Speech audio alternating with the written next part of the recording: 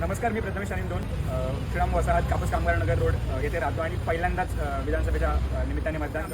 आम्ही जिथे राहतो ती वसाहत कलेक्टर्स लँड आहे. गेली अनेक वर्ष पाठपुरावा अनेक लोकप्रतिनिधींद्वारे सुरू आहे, पण काही ना काही कारणास्तव ती जागा हस्तांतरणाचा मुद्दा ऐरणीचा आहे. आणि आता या तुम्ही पाहू शकता की गेल्या 40 वर्षांहून जुन्या या इमारती आहेत. तर हाच महत्त्वाचा प्रश्न आम्हा तिन्ही सोसायट्यांचा आहे की जागा ही नावावर व्हायला हवी. आणि नक्कीच लोक चळवळ मदर डेअरी जागेसाठी पाठपुरावा करते, एक चळवळ उभी करते. या निमित्ताने आम्हाला हेच वाटतं की गेल्या काळात त्यावेळीच्या लोकसंख्येच्या अनुषंगाने इथला व्यवस्थापन केल्या होत्या. रस्ते असेल, पाणी असेल किंवा इतर गोष्टी.